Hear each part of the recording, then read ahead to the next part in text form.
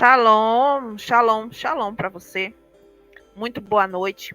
Aqui quem fala é Glaze. E hoje estamos aí trazendo a poção, a introdução à poção Bo. Venha, né? Entre. E esta palavra Bo, ela traz um significado importante.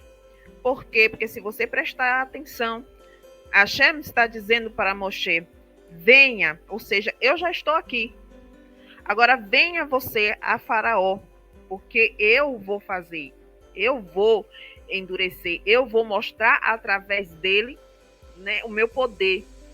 Então, observe que Hashem está sempre dentro da situação. Você poderia pensar que o Egito, a presença do Faraó seriam lugares onde Hashem não poderia estar, porque é um lugar impuro. Eu vejo pessoas, muitas vezes, falando de Hashem como se Hashem fosse um ser fora desta realidade.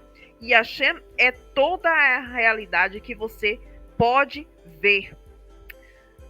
Apesar de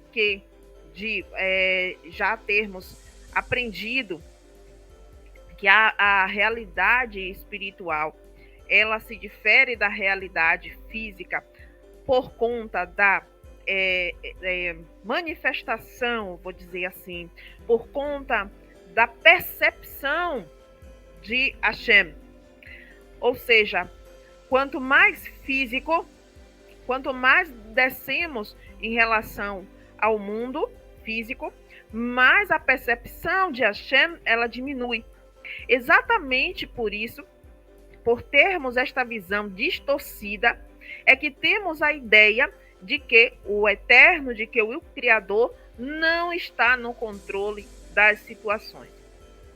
Essa vivência curta que nós temos aqui neste mundo é uma vivência, de certa forma, sofrida, difícil, mas ela é um teste, ela é uma peregrinação em que nós, a nossa alma, a nossa consciência precisa passar para que ela possa se tornar cada vez mais capaz, e a nossa busca, a nossa elevação não termina aqui nesta fase, né? E ela precisa ganhar, né, a capacidade de receber, quanto mais preparada ela estiver de receber a revelação de Hashem.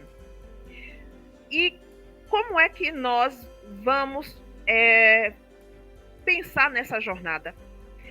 Na porção passada, nós vimos que, né, logo no início, na porção Shemot, no início do livro de Shemot, falo que 70 almas desce ao Mitzraimá, ou seja, uma terra de limitação. E isto faz referência à nossa consciência que vem a estar em um corpo físico. Olha só, quando nós vamos lembrar da palavra, né, e das coisas que são ditas na palavra, né, vemos que, como lá dito no livro de Jó, o homem nascido de mulher tem vida curta e passa por muitos desapontamentos e dificuldades. Salmos 102, verso 3. Pois meus dias esvaíram-se como fumaças, os ossos ardem como o braseiro. Deixa eu ver se eu acho aqui outra passagem. Isaías 38:12. A minha casa foi derrubada e roubada de mim, como se fosse uma tenda de pastor. A minha vida se transformou em um novelo de lã, como faz o tecelão. E ele mesmo me cortou como um pedaço de tecido. Durante dias e noites foi consumido a minha vida. E este era Isaías, um profeta de Hashem. Salmos 90, 5, 7. Tu arrastas os homens na correnteza da vida. São breves como o sono, são todos como a relva que brota na alvorada.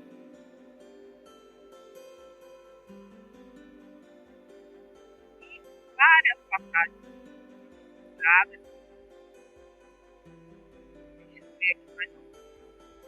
Jó 4,19.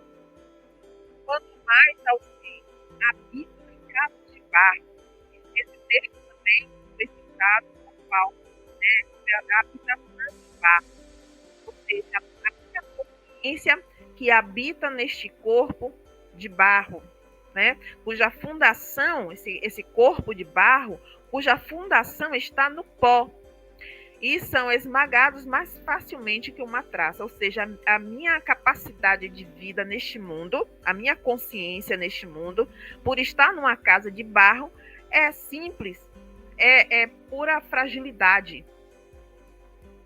Na tradição da cabala judaica, e a palavra cabala quer dizer receber, existem os 5 níveis, né, de alma, que são descritos como uma jornada ascendente de consciência e comunhão com Deus. Esses níveis, Nefesh, Rua, Neshama, Hayah e Yehidah, representam diferentes estágios, lembre disso, estágios de conexão espiritual. Segundo o Zohar, segundo o Zohar, ao longo da vida, uma pessoa pode evoluir espiritualmente, alcançando cada vez mais proximidade com Deus. Então, existe uma consciência plena, total, certo? E dentro dessa consciência, nessa consciência, existe a capacidade dela evoluir em níveis. Quando uma pessoa nasce, ela nasce com o nível Nefesh da alma, que está conectado unicamente com este mundo físico. Ela não tem nenhuma capacidade, isso entendido pelos sábios judeus, que ela não tem nenhuma capacidade de compreensão dos outros níveis, né, de ligação espiritual. A única preocupação de uma criança ao nascer é pelo comer, pelo dormir, ou seja, tudo que está ligado a apenas a sua vivência física, a sua sobrevivência física. Observe aqui do lado que foi colocada uma árvore sefirótica, ao qual representa a árvore da vida. Porque a árvore da vida, ela não é simplesmente uma árvore como você pensa, que você vê no bosque, no campo. Não. No sentido espiritual da árvore da vida, ela é uma estrutura que torna capaz de gerar frutos para a vida. E essa árvore, ela está ligada a uma consciência e não a algo simplesmente físico. Tem a parte física? Sim, porque tudo que há no físico é um reflexo, é uma sombra de algo que existe no espiritual. Lembre-se, falamos os 4 mundos. E nesses 4 mundos você viu que cada uma delas há uma revelação divina, que à medida que você vai descendo, a percepção divina vai diminuindo. E quando a percepção divina vai diminuindo, então vai aparecendo, vai surgindo algo que é físico. Só que com a fisicalidade unida à questão do que nós chamamos de mal, que é o quê? O engano, a distorção, porque é criada o mal, que é a distorção, a mentira, o erro, foi criada exatamente por conta do que? Da ocultação de Deus. A ocultação de Deus criou a distorção, o erro. Portanto, quando o homem misturou essas duas coisas dentro de si, observou-se que agora nada neste mundo físico é totalmente puro. Nada é 100% bom e nada é 100% ruim. Tudo está mesclado, misturado neste mundo de Asiá de baixo. Então, compreendendo isto, eu vou compartilhar com você uma tela para que a gente possa compreender um pouco mais a este respeito. Lembrando para você mais uma vez que este desenho, que esta ilustração é um conceito explicativo. Você não vai conseguir olhar para os céus, e quando falamos de céus, estamos falando de dimensões, porque a partir do momento em que nós falamos céus, as pessoas compreendem como algo, como se fosse o universo simplesmente, não é simplesmente isso, estamos aqui tratando de dimensões. E ele vai trazer uma explicação, né, a respeito disso. Então, quando fala-se do mundo de Atzilut, que é uma primeira emanação, né, de Hashem, você observa aqui que existe Keter, que é uma coroa, que é um primeiro reflexo dessa luz, dessa revelação divina, que traz em si o Hormá, que é sabedoria, que representa o aspecto masculino. E essa Hormá, que é essa sabedoria, ela é limitada pela Biná, que vem a estar do lado esquerdo, e ela está ligada à severidade. E ela vai limitar a Biná através de uma compreensão lógica de Hormá. Hormá, que antes era uma sabedoria, algo sem uma forma real, vem a ganhar forma através de Biná. Biná é representada pelo aspecto feminino, enquanto o Hormá é o aspecto masculino, Biná, aspecto feminino. Nesta estrutura aqui, você vai ver, inclusive, que vai ser feita uma conexão com esta árvore, com a forma de ação de Hashem lá nas pragas ocorridas no Egito. Bem, nesse mundo de Atzilut, temos o mundo da emanação. A primeira emanação é o primeiro reflexo de luz. Tanto que no livro, né, de sabedoria é dito que no princípio existia então a sabedoria, o princípio de tudo. Né? Depois dela começa a surgir as outras coisas. Então vem em seguida o mundo de Biriá, o mundo da criação. E nela nós temos então a manifestação da misericórdia, da Hesed, e também da Gevura, que é a justiça, a limitação. Portanto, depois disso, o equilíbrio disso é Tiferet, é a beleza.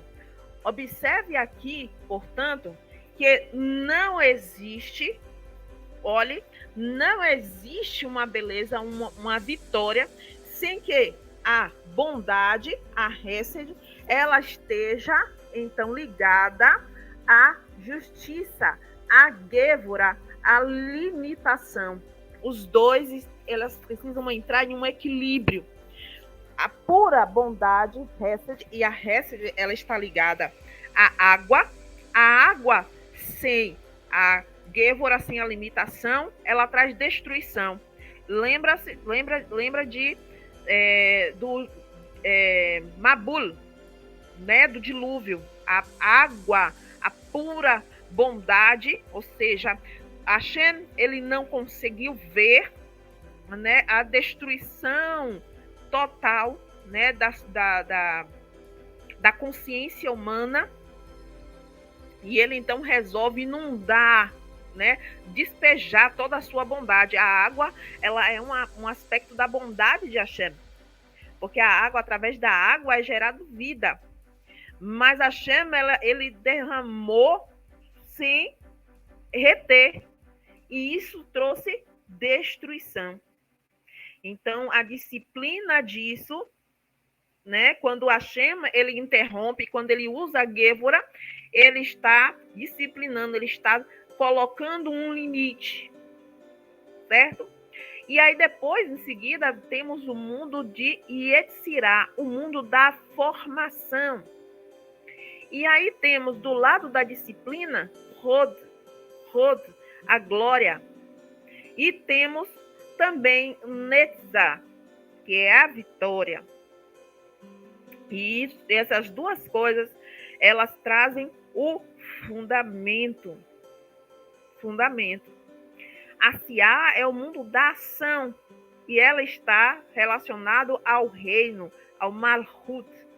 Existe aqui a coluna do lado esquerdo, que é a representação feminina de Biná, de Gevura e de Hod. E temos do lado direito Hormá, a Hesed e o Netzah. Mas a coluna do meio, trazemos aqui o equilíbrio. A coroa, a beleza Tiferet, o fundamento Yesod e então o Malhut. Isso quando nós entendemos esta árvore de cima para baixo. A emanação de Hashem de cima para baixo. Toda vez que você entender que há um processo para que aconteça uma descida de cima para baixo, você também vai entender que existe um processo da subida a consciência humana, daquilo que o ser humano faz de baixo para cima. Da questão de Malhut, do reino, do mundo físico, do mundo da nossa existência, onde tem o mundo de Asial, o mundo superior e o mundo inferior, existe aqui condutas para se alcançar o nível de Keter, que era a coroa, a primeira emanação de Hashem. A partir daí encontramos então o trono, onde vai se dizer que depois vamos encontrar o trono de Hashem. Observe que vamos para subir, temos que passar pelo fundamento. E o fundamento, ele é encontrado através do equilíbrio da glória com a vitória. Para alcançarmos, então, a beleza Tiferet. Nós vamos compreender um pouquinho que Keter é a coroa, é a posição central da árvore, ela é o principal, é a primeira emanação. É o potencial puro da manifestação que acontece em outras dimensões. Ela é a própria essência atemporal, livre de Hashem. Hormá se situa do lado direito, é o pilar da misericórdia. Ele é conhecido por muitos cabalistas como sendo o pai. E Biná, o entendimento, do lado esquerdo, é a severidade, conhecida como mãe. Aí tem aqui também você observa que nesta árvore tem uns pontilhados aqui atrás escondido, que é da At, é o conhecimento. E este conhecimento é a Sefirá escondida.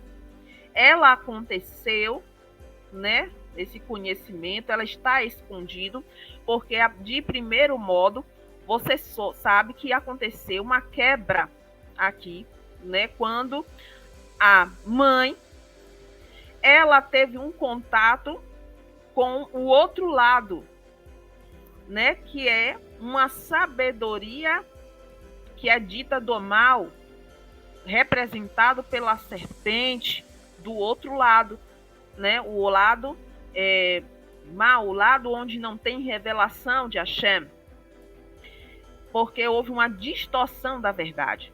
Então, este conhecimento, agora, nesta realidade em que vivemos, ela fica como oculta, porque ela depende agora da ascensão do ser humano para que ela possa ser purificada, possa ser retificada. Então, olha, temos a Hesed, que de situação está abaixo de Hormá, misericórdia, representa o desejo de compartilhar. A Gevurah se situa abaixo de Biná, o julgamento, e ela representa o desejo de contenção, de questionar os impulsos. Tanto que enquanto a Hormá ela está relacionada ao lado direito do cérebro, a Gevurah, a Biná, no sentido de estar do lado esquerdo do cérebro. Então, toda essa parte representa o lado esquerdo do cérebro, Biná, Gevurah e Hod, enquanto que Hormá, Hesed e Netzah representa o lado direito do nosso cérebro. Tiferet se situa abaixo de Hesed, de Gevurah, a beleza, transforma em beleza Hormá, Biná e Keter. É a sabedoria, o entendimento com a luz do conhecimento.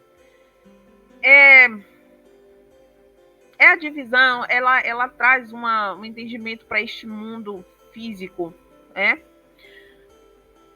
Ela é o eu superior. Netzah, a vitória, se situa abaixo de Hesed, ela é a energia dos sentimentos. É a vontade da reciprocidade, da busca pelo próximo, ou seja, não viver simplesmente por mim, mas também de estar voltado para o outro, né? E isso leva à superação dos próprios limites. Observe que alguém que vive por alguém, por outra pessoa, ela tem uma capacidade maior de superação. Quando se vive para si mesmo, a pessoa não consegue vencer os seus limites, porque ela não consegue encontrar o impulso. Hod é o esplendor. Ela se situa abaixo de Gevurah. Ela representa o pensamento concreto, né? Ela fundamenta o pensamento. Ela tira as questões das dúvidas. Ela agora coloca o pensamento em um formato lógico. E Esod é o fundamento. Isso já agora aquilo que era um pensamento, ele agora se transforma em um ideal, em algo que eu consigo viver. E o reino é o Malhut, é onde eu venho a existir desta forma, eu passo a me portar, eu passo a exercer todo este pensamento. Aquilo tudo que eu comecei a construir na minha mente, agora no reino de Malhut, que está ligado ao mundo de Asiá, eu começo a viver. Mas observe que todo o enredo da briga, o que eu quero dizer, da sua construção interna, acontece dentro da sua mente.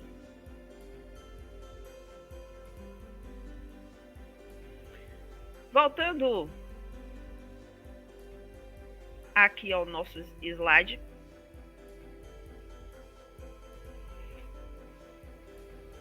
E aí chegamos no mundo de Asiá, que é o mundo onde o nosso físico, a nossa consciência física desse corpo que você tem, né, onde habita a tua consciência. E essa consciência, ela também traz a luz, como é dita dentro da Cabala, que faz com que seus órgãos funcionem. Ela não é simplesmente uma consciência sem energia, ela é uma consciência energética, né? E ela faz todo o seu corpo funcionar.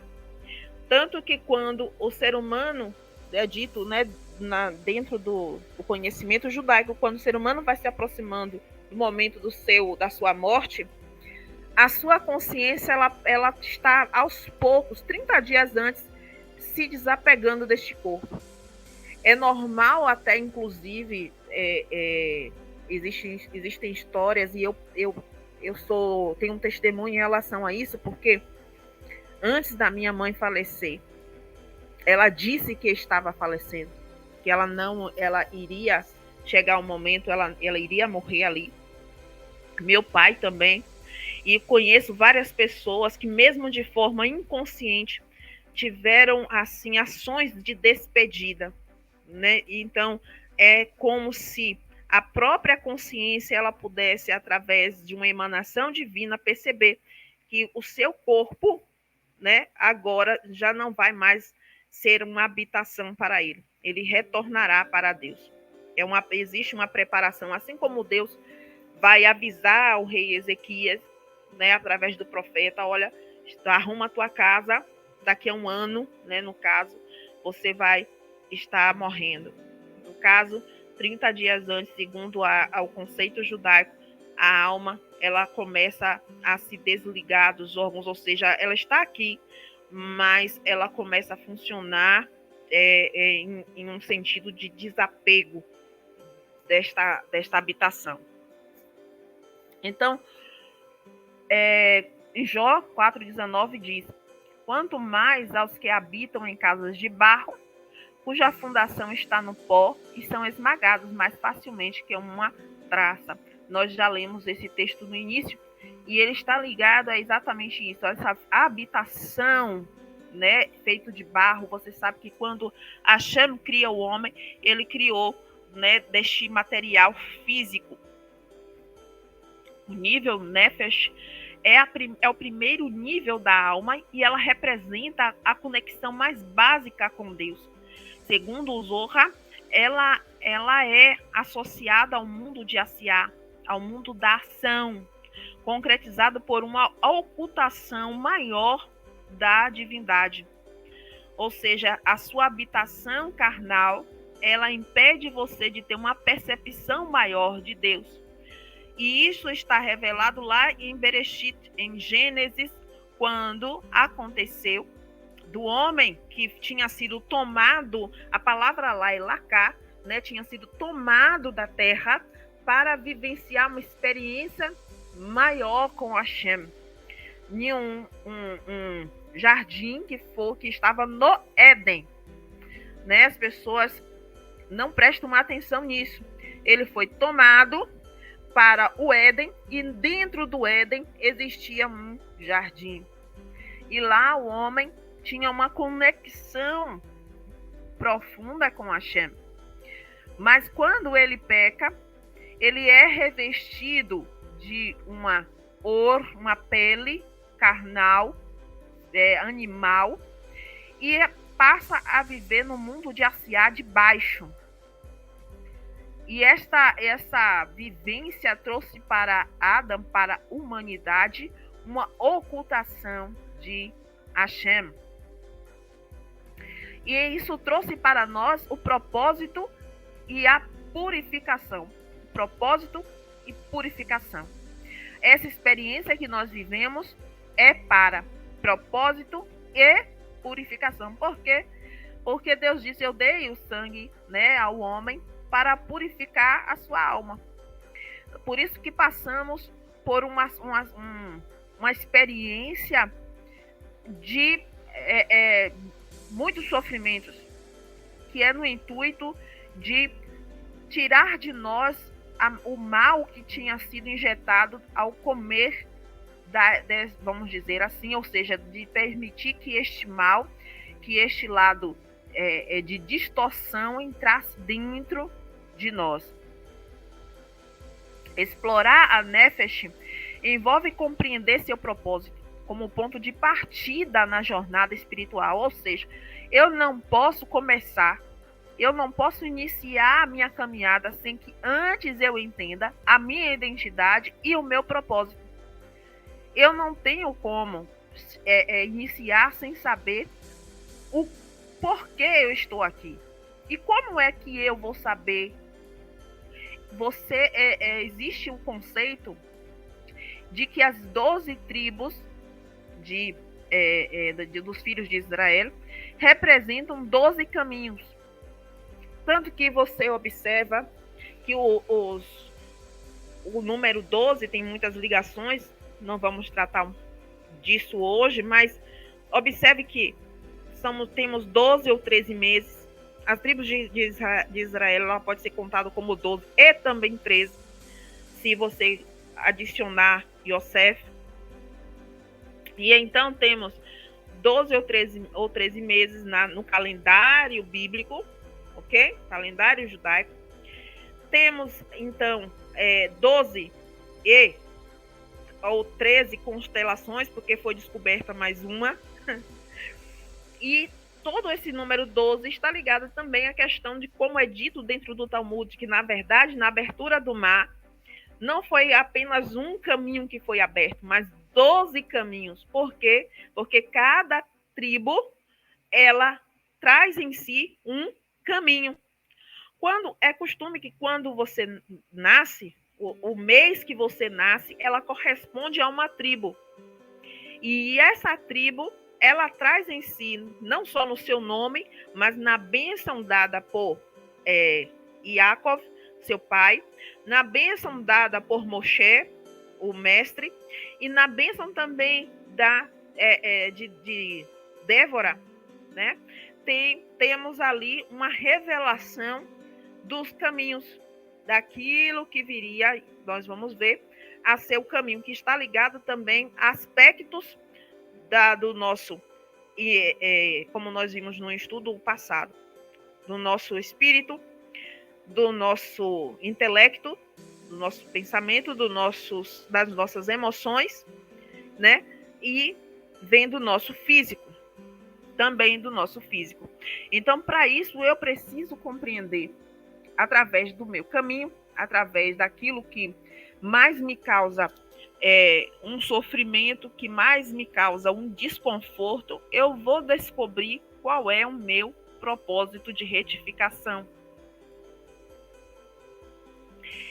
Essa subida da alma, ela está também relacionada. Qual subida? Eu falei dos 5 níveis da alma, né? Que nós falamos. Nefesh, Ruah, Neshama, né? Yehidah e Hayah.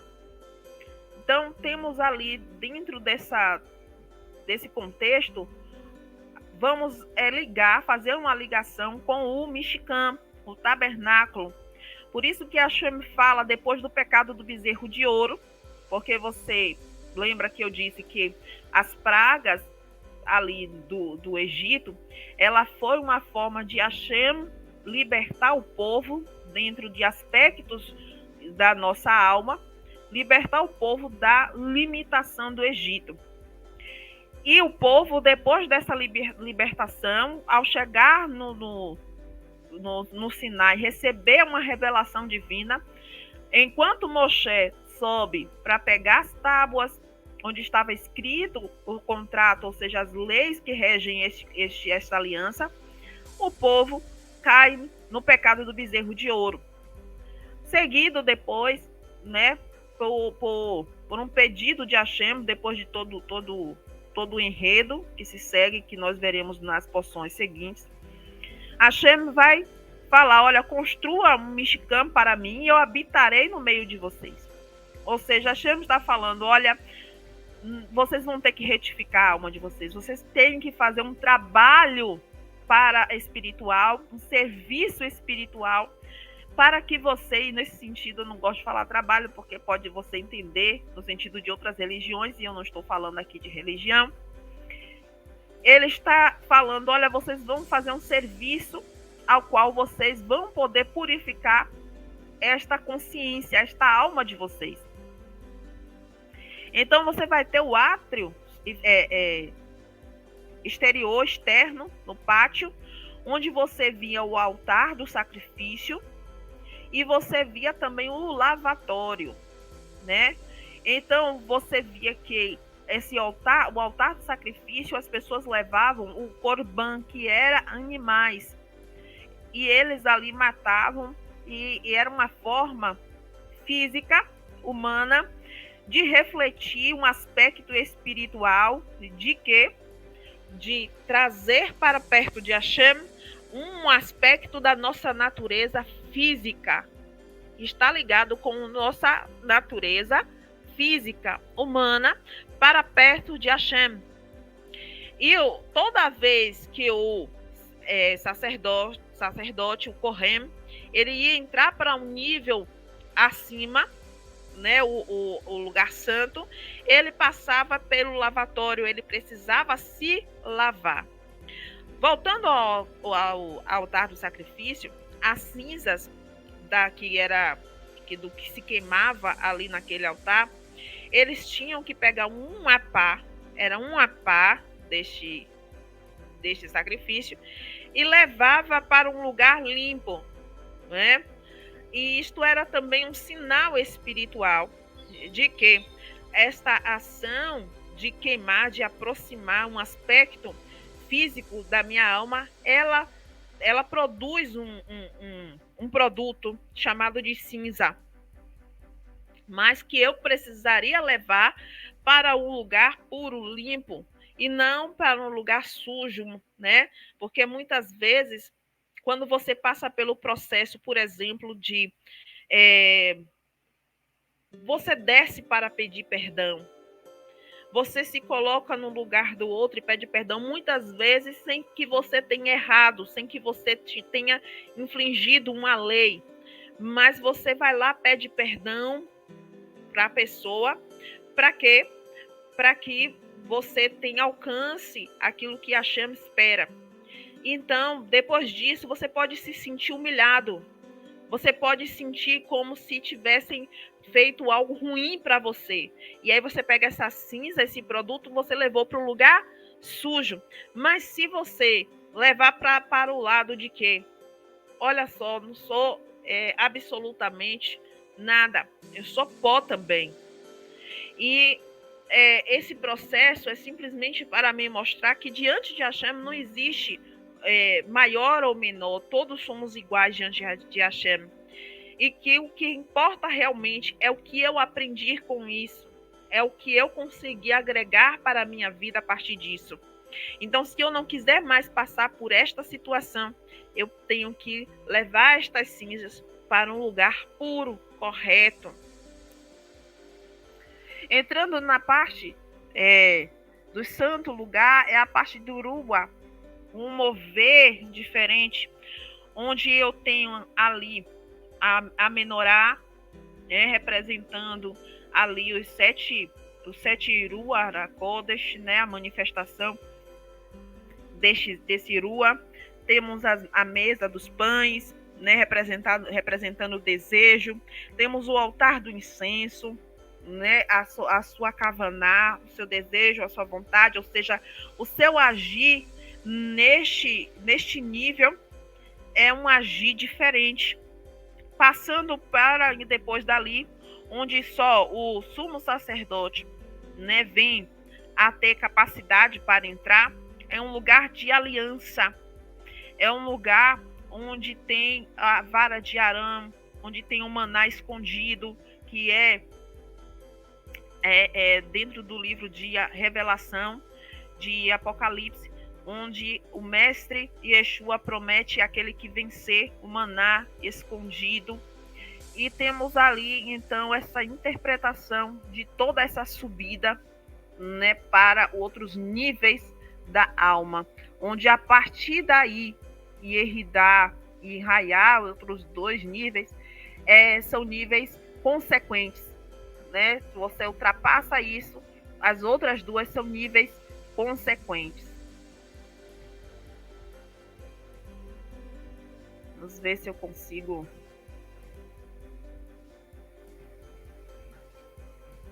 Aqui. Pronto. A imagem do outro não aparece, então vamos aqui, ó, não carregou. Essas 12 tribos, observe que essa estrela aqui, ela tem uma representação dessa subida, né? Desses três caminhos da árvore. Um triângulo, são formados por 3 linhas, 3 caminhos, subindo daquilo que nós fazemos e emanamos para cima, e a emanação desses 3 níveis de cima para baixo, unindo, eles formam uma estrela, né, que é chamado Magen David, que é o escudo de Davi. E aí vem as 12 tribos de Israel, cada um com o seu caminho. Mas esse caminho, eles também estão ligados a aspectos da alma. E aí temos Reuven como o primeiro, ele é como a força primeira também tem a força do início, de gerar algo, né? Mas como o Reuven, ele é instável, ele inicia algo, mas às vezes ele procrastina, né? Ou seja, ele para, ele não vai adiante. Acontece também de que, por não ter, né,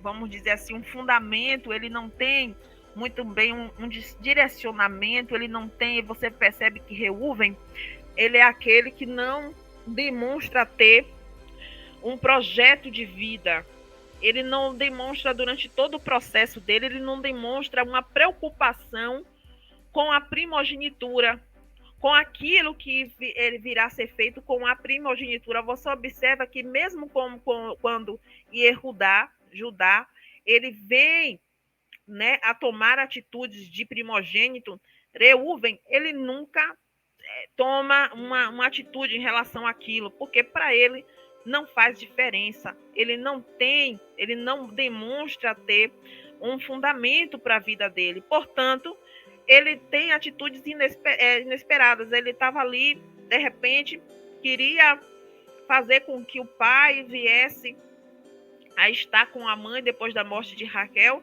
e ele toma uma atitude destrutiva, como as águas. A água, como eu disse, sem um limite, né? Sem abinar, sem um entendimento, ela traz uma destruição. Simeão, ele é o agressor, é aquele que a sua Gévora, ele não consegue ter, ele vai ter ali um aspecto de justiça, mas sem freio, sem uma disciplina, portanto, acaba também estando sem um objetivo claro, sem um entendimento claro. Então, quando eu sei que eu tenho este aspecto, eu então vou tentar colocar dentro o aspecto da base, do conceito daquilo que eu espero fazer, do propósito, e uma base de justiça, que não pode ser a minha, não pode ser o meu eu, tem que vir da parte de fora. Portanto, eu devo escolher o aspecto da justiça divina de Deus, para que eu possa ter um resultado melhor. Tem o caminho de Levi, né, que apesar de ser o clérigo, de ser aquele que faz uma ligação espiritual, ele também tem uma forte ligação com o sangue, né, com o fazer físico, com a fisicalidade, aquele que faz com uma ação. Ele precisa agir. Tem também o Yehudá, que é o líder, mas também o líder que faz o quê? De se abnegar, o caminho de estar sempre buscando pensar no outro e não em si mesmo. Dan, o juiz, aquele que sempre está buscando, né, uma justiça através do juízo. Naftali, o espírito livre, a liberdade, aquele que busca o desapego, a felicidade a partir do desapego. Mas existem pessoas que eles distorcem esse caminho, que por conta de ter um espírito livre, ele, em vez de se libertar do material, ele quer se libertar do espiritual. Ele toma o espiritual como algo pesado e se apega à liberdade de fazer o que quer, né, neste mundo físico. Então, tem que houve no caminho, né, uma distorção disso. Gad, o guerreiro, aquele que não pensa muito nas consequências, ele simplesmente guerreia, mas ele não tem o entendimento, precisa buscar o entendimento para guerrear. Não se pode guerrear sem estratégia. Não se pode guerrear sem ter um propósito.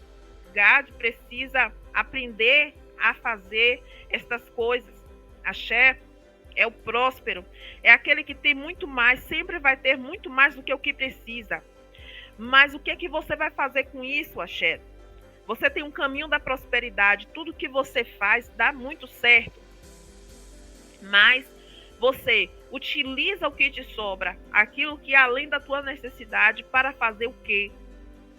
Isahá, o erudito, estudioso, é um caminho de busca intelectual, mas é necessário não se perder no caminho, porque muitas vezes o muito saber enfada a alma, e muitas vezes o fato de não buscar essa conexão do saber com a prática, com a reflexão, com o entendimento de elevação a chegar a Hashem, faz com que se perca no caminho. Zevulun, o empresário, aquele que sustenta a Isahá, né? Ele vai ali fazer transações comerciais, mas a transação comercial, que é do caminho de Zevulun, nunca pode ser simplesmente para si, para enriquecer a si mesmo. Observe, Zevulun é aquele que ele trabalha para sustentar a busca por Hashem. É aquele que tem a capacidade, o caminho de empresariar, mas ele financia neste mundo físico a elevar o nome de Hashem. José, é o sofredor, é aquele que tem a capacidade de aguentar, suportar e transformar o sofrimento. Não é simplesmente sofrer, é aquela pessoa que dá significado ao sofrimento. Ele traz o aspecto de, sabe, aquela pessoa que diz assim, estamos em crise. Ele fala, não estou em crise. Essa aqui é uma oportunidade de fazer algo novo, pois é o espírito, é o caminho de Yosef. Menash é o caminho da reconexão, é o caminho de retorno. É a pessoa que tem a capacidade de, a visão de observar no erro o acerto. É a pessoa que tem a capacidade de pegar aquela situação que está completamente errada e desfocada e dizer, não, esta aqui tem uma porta onde eu posso retornar ao caminho. Efraim é o caminho da transformação, é o caminho de se tornar novo diante de uma situação adversa. Biniamim, né, o consumidor voraz, né? Mas o que é que Biniamim consome? Qual é a fome de Biniamim? E isto é o caminho daqueles que precisam, tem um vazio, uma necessidade muito grande, mas ela precisa compreender que o vazio, a necessidade, não pode ser qualquer coisa. Quando você está, como nós falamos, no deserto e você está com sede, você não vai aceitar um pedaço de bolo de chocolate. Você tem que entender, compreender a tua fome e compreender a tua sede. E este vai ser o caminho de Biniamim. O aspecto de Rua, no plano de Yetzirah, a Rua, ela representa um nível de conexão mais elevado em comparação a Nefesh, em comparação ao nível da compreensão física. Ela está associada a Yetzirah, ela reflete uma busca mais profunda pela espiritualidade, como nós dizemos lá quando nós observamos o Mishkan. Nessa fase, a jornada espiritual se torna mais intensa, exigindo uma busca mais profunda da compreensão e propósito dentro do plano de Yetzirah. O plano da formação, você está sendo formado. Portanto, é um nível onde acontecem muitos testes, provas, né? Em que você passa por um período de grande sofrimento. Por quê? Porque está sendo transformado aquilo dentro da sua mente. Você precisa neste aspecto, ter uma conexão muito grande com Hashem. A oração, o jejum, a leitura de Terrilim, de Salmos, ajuda muito neste processo que é sofrido. Porque quando você está neste aspecto de Rua, você tem que lidar com o erro. Porque apesar de estar nesse nível, você é carnal. E quando você erra, e quando você falha, lidar com esta falha, lidar com este erro, traz dor espiritual, traz um intenso sofrimento, de incômodo, de não aceitação do seu próprio eu físico, né? De quase é como se você quisesse negar a sua carnalidade, o seu aspecto físico carnal. E temos a Neshama, o mundo de Beriá, né? É a expansão da consciência. É quando você já aceitou, já entendeu o seu aspecto físico e você já começa a compreender, já começa a conseguir trabalhar em si mesmo o aspecto da tua falha, o aspecto do teu erro, o aspecto do teu eu. E então você já marca um mergulho profundo na esfera espiritual, refletindo o mundo de Beriá, que é o mundo da criação. Ela representa uma expansão crucial da consciência, ela em direção a Deus.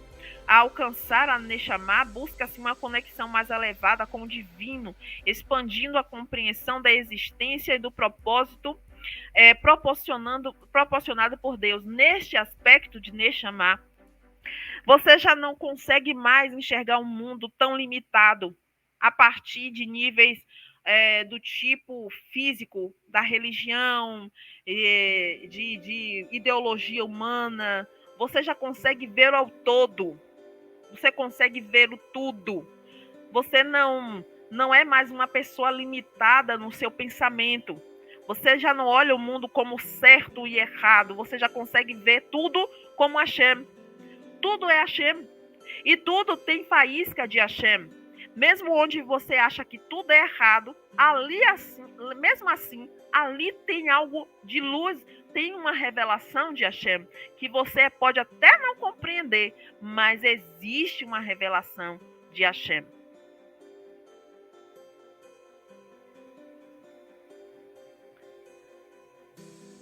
Hayá é um paralelo a Atzilut. É o nível de Hayá, ela representa um estado avançado de consciência paralelo ao mundo de Atzilut. Ele engloba o desenvolvimento integral da conexão espiritual. Como eu disse, é o momento em que o mundo passa a ser uma coisa só para você. As pessoas, o desenvolvimento do mundo, você já não consegue olhar tudo no aspecto finito do mundo em que você vive, mas você vê tudo como um todo. A harmonia e a unidade. Nessa etapa, busca-se a harmonia e a unidade com Deus. Só que, neste aspecto, essa busca de unidade com Deus não pode existir sem um aspecto de unidade com o próximo, refletindo a aspiração por uma conexão profunda e transcendente. O ser humano, no seu aspecto de nefesh, ele ainda vê as pessoas como um estado de separação. Eu separo, eu não quero conviver com fulano, eu não vivo com ciclano, eu não suporto fulano de tal. É um aspecto físico, carnal. Fulano de tal não tem mais condições, porque eu não consigo ver o todo. E não consigo entender que Hashem é quem une e Hashem é quem separa, né? E Hashem é quem dá o suporte para que você consiga superar. Porque muitos dos limites entre eu e o outro não é colocado pelo outro. Na maioria das vezes sou eu mesmo que coloco. Por conta de quê? Porque o outro é como se fosse um espelho de mim mesmo. E é muito difícil, às vezes, quando você está no processo, você olhar para dentro de si mesmo, olhando você de fora. Isso é algo que traz constrangimento, que traz dor.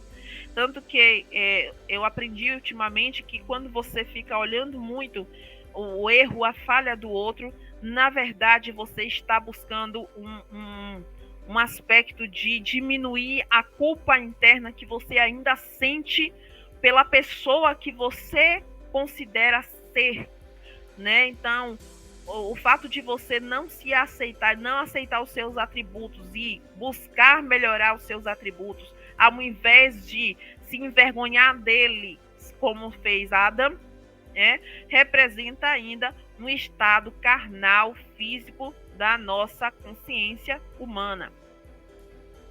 E Eridá é uma consciência de Deus. Eridá representa a consciência de Deus de nível superior, em paralelo a Adam Kadmon. Quando chegamos a este nível, chegamos ao nível de Adam Kadmon, que é Mashiach.